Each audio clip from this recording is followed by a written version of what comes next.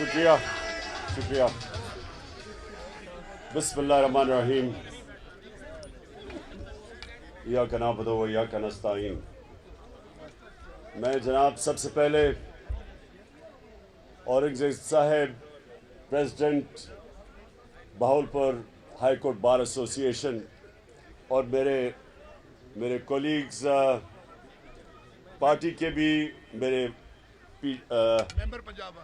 ممبر پنجاب بار ہمارے I L F کے supporters شاداب جعفری آئے ہوئے ہیں جنہوں نے آئی ایل ایف تقریباً شروع کی تھی اور میرے members of Lahore high court bar اور ہماری جو فیمیل لائرز اور میلز.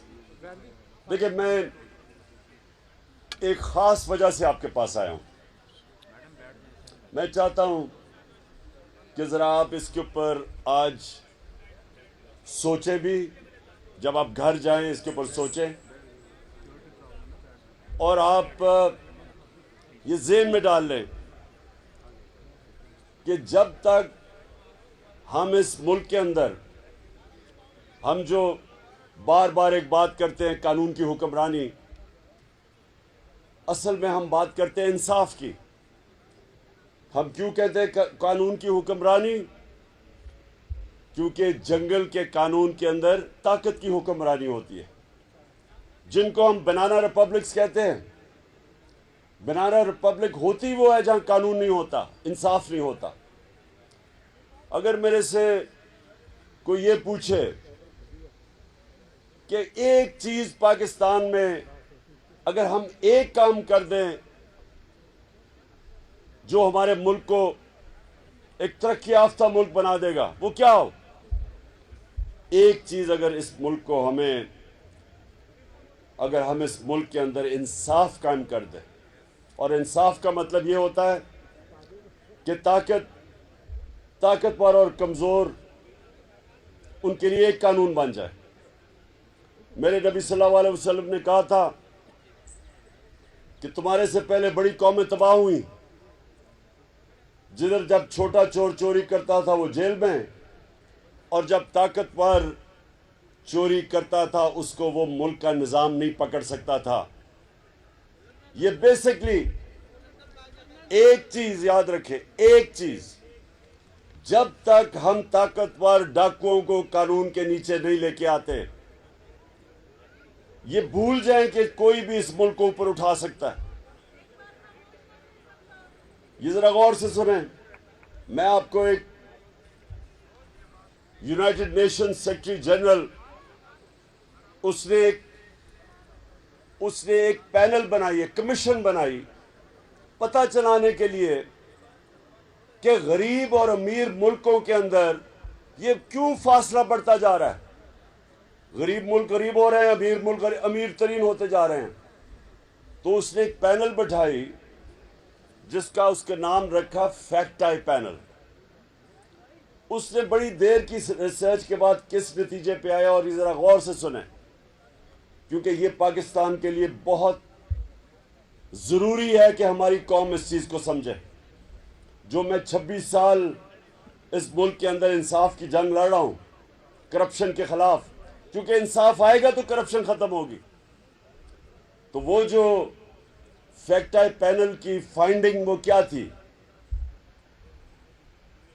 اس کے مطابق ہر سال ڈیولپنگ ورلڈ یعنی کہ ہماری طرح کے ملک جو ڈیولپ ہو رہے ہیں, غریب ملک, ان ملکوں سے 1700 ارب ڈالر 1700 ارب ڈالر غریب ملکوں سے چوری ہو کے امیر ملکوں میں جاتے ہیں, آف شور اکاؤنٹس پہ جاتے ہیں, بڑے بڑے لندن کے فلیٹس خریدے جاتے ہیں.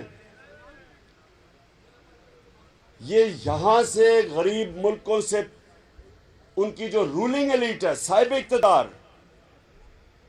ان کی جو ایلیٹ ہے, وہ چوری کر کے پیسہ غریب ملکوں سے ہر سال 1700 ارب روپیہ 1700 ارب ڈالر, روپیہ نہیں ڈالر, غریب ملکوں سے امیر ملکوں میں جاتے ہیں. ایک منٹ, ابھی نہیں, سنیں, ایک منٹ سن لیں. نہیں, یہ بڑا ضروری ہے آپ کے لیے سننا, کیونکہ میں تو آیا اصل میں آپ کو اس جہاد کے لیے تیار کرنے کے لیے آیا ہوں.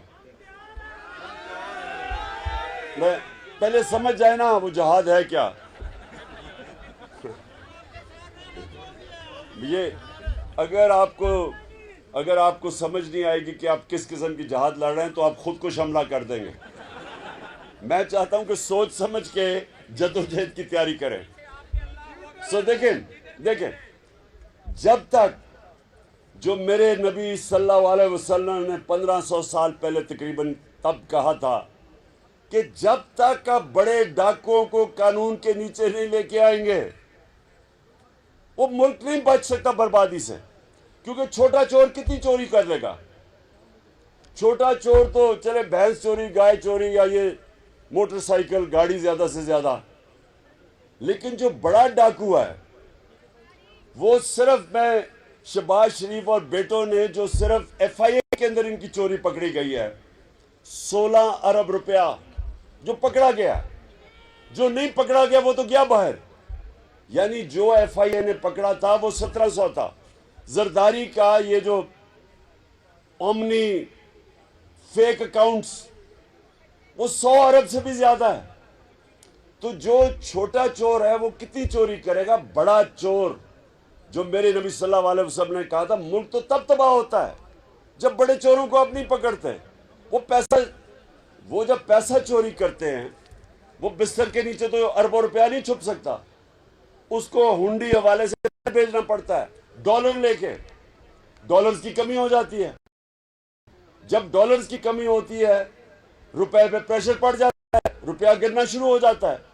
جب روپیہ گرتا ہے ہر چیز مہنگی ہو جاتی ہے, غربت پھیل جاتی ہے. اور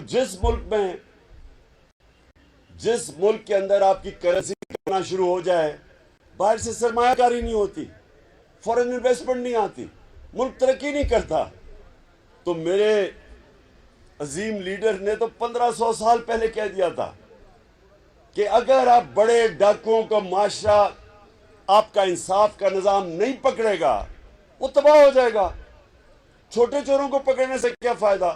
سارے جتنے آپ کے جیل میں اس وقت جتنے بھی آپ کے چور بیٹھے ہوئے نا, پتہ نہیں 70,000 میں سے کتنوں نے چوری کی ہوئی ہے, ان ساروں کا پیسہ آپ اکٹھا کر دیں تو ایک Shahbaz Sharif and sons corruption limited company جنہوں نے ایک کھانچا مارا ہے, وہ ایک 16 ارب کا جو ان کا ایف آئی اے کا کیس ہے, وہ سارے چوروں کے سے زیادہ پیسہ ہے. سو اس لیے جو میں آج سب کو آپ کو تیار کرنے آیا ہوں, دیکھیں ہم نے مل کے اپنے آپ کو حقیقی طور پہ آزاد کرنا ہے. حقیقی طور پہ آزاد ہو ہی نہیں سکتے جب تک انصاف نہ ہو, کیونکہ انصاف لوگوں کو آزاد کرتا ہے.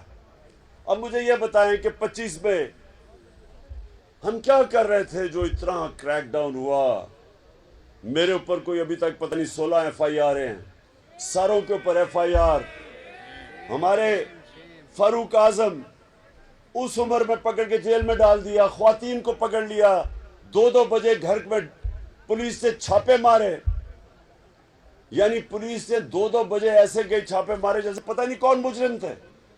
اور جرم کیا تھا کہ ایک ہم نے فیصلہ کیا تھا لانگ مارچ کا, تو لانگ مارچ کا تو 2 ہمارے دور میں فضل الرحمان نے بھی فیصلہ کیا تھا. جی ڈیزل صاحب نے بھی فیصلہ کیا تھا, اور پھر کام پہ ٹانگنے والی بلاول نے بھی فیصلہ کیا تھا. تو ہم نے تو کبھی کسی کو نہیں روکا. ہم نے تو ویسے وہ ایک مریم بھی ایک لے کے آئی تھی کوئی لانگ مارچ قسم کی, وہ راستے میں گم ہو گئی. تو ہم نے تو کبھی کسی کو نہیں روکا. ہم نے نہ کسی کے لیے کوئی کنٹینر کھڑے کیے, نہ ہم نے ان کو کوئی ایف آئی آر کاٹی. تو ہمارے دور میں تو 3-4 لانگ مارچ ہوئی تھی. ہم نے بھی وہ ایک لانگ مارچ اناؤنس کی پتہ ہزاروں لوگوں کو جیلوں میں ڈالا، لوگوں کے گھروں میں چھاپے مارے، اور پھر جب وہاں دیکھ رہے ہیں عورتیں بچے، وہاں اسلام آباد میں دیکھ رہے ہیں عورتیں بچے لبرٹی چوک میں، ان کے اوپر شیلنگ کی گئی. کبھی میں نے اس طرح پولیس کو فیملیز کے اوپر شیلنگ کرتے نہیں دیکھا. تو یہ اس کے لیے ہمیں انصاف کی جنگ لڑنی، یہ ہمارا رائٹ تھا. میرا آئین مجھے حق دیتا تھا، میرا آئین مجھے پرامن احتجاج کرنے کا حق دیتا تھا. اور پرامن احتجاج کیوں؟ کہ ملک کے اوپر بڑے بڑے ڈاکوں کو مسلط کر دیا گیا ایک سازش کے تحت. تو ہمیں اتنا بھی حق نہیں تھا کہ ہم پرامن احتجاج کر سکیں. ڈنڈے چلائے انہوں نے، ایسا ظلم کیا، اور اس کے بعد مسلسل کبھی میڈیا کے اوپر کریک ڈاؤن، اچھے نامور کریڈیبل وہ صحافی جن کی عزت ہے معاشرے میں، ان کے اوپر کریک ڈاؤن. وہ ملک سے باہر گئے ہوئے ہیں. میڈیا بھی اے آر وائی کے اوپر اس کو بند کیا ہوا. وہ اب ہم اسلام آباد ہائی کورٹ کا شکر ادا کرتے ہیں کہ انہوں نے اس کو بحال کیا. کبھی اس طرح کا جو خوف جو شہباز گل سے ہوا، جو اس کے بعد وہ جمیل فاروقی وہ ایک ننگا کر کے لوگوں کو مارا گیا، ایسے کبھی نہیں ہوا. جو اپوزیشن لیڈر، سندھ کا اپوزیشن لیڈر حلیم عادل شیخ، جو اس طرح اس سے کیا جا رہا ہے، وہ ایک کیس سے نکلتا ہے دوسرے کیس میں زرداری ڈال دیتا ہے، کیونکہ یہ مجرم ہے، زرداری مافیا ہے، یہ شریف خاندان مافیا ہے، یہ تو ڈیموکریٹس ہی نہیں ہے. اور اس کے لیے مجھے اپنی وکلا برادری کی ضرورت ہے، کیونکہ اس وقت جنگ ہے انصاف کی.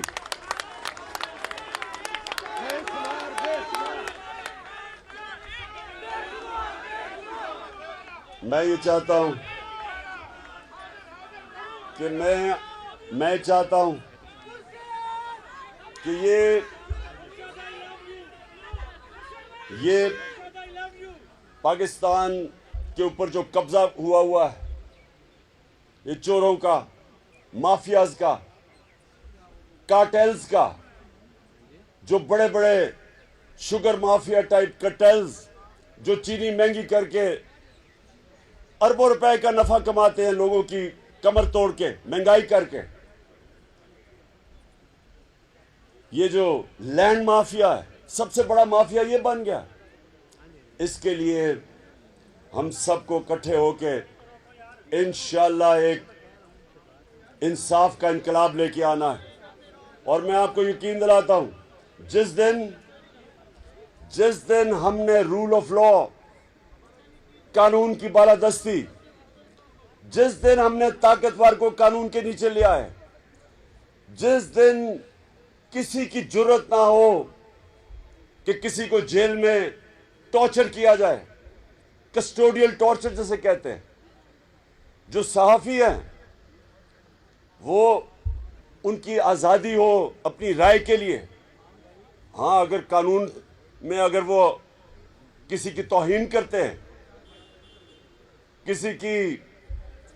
کسی کو لائبل کرتے ہیں، تو قانون میں اس کی بھی سزا ملنی چاہیے جس طرح مغرب میں ملتی ہے. لیکن یہ نہ ہو کہ چینلز کو بند کر دیا، وہ اپنی جان بچا کے صحافی باہر بھاگ رہے ہیں. کسی کو عمران ریاض جیسے صحافی کو جیل میں ڈال دیا. وہ جو ارشد شریف جس کی اتنی رسپیکٹ ہے، اس کو چینل سے نکال دیا، وہ باہر ملک سے چلا گیا. یہ تو کوئی جمہوریت نہیں ہے. تو جمہوریت کو کون پروٹیکٹ کرتا ہے؟ سب سے زیادہ وکلا پروٹیکٹ کرتے ہیں. قانون پروٹیکٹ کرتا ہے جمہوریت کو، آئین پروٹیکٹ کرتا ہے، اور آئین کے ساتھ کھڑے ہوتے ہیں آپ.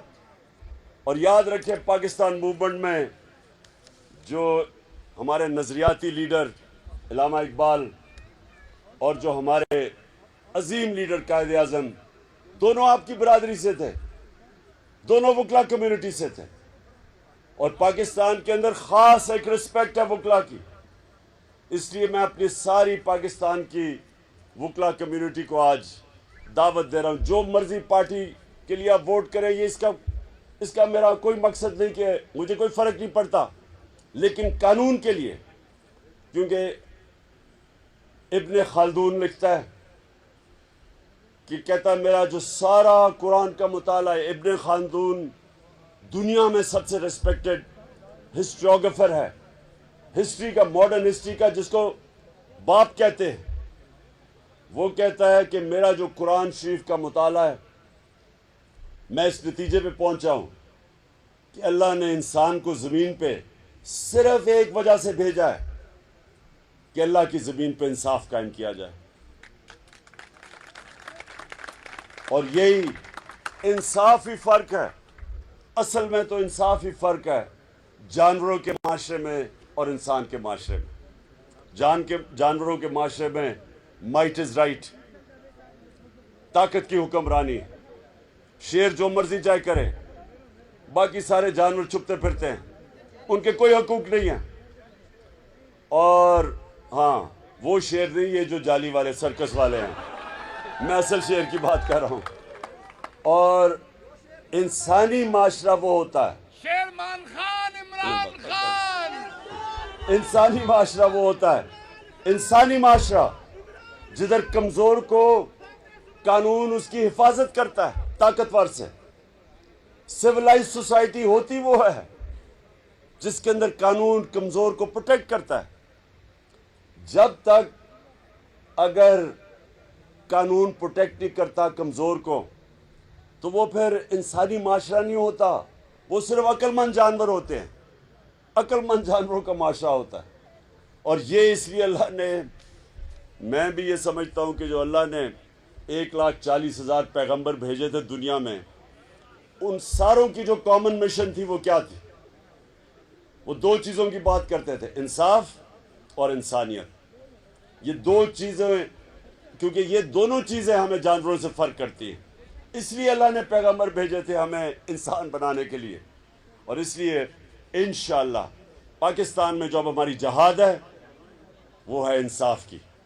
پاکستان زندہ باد۔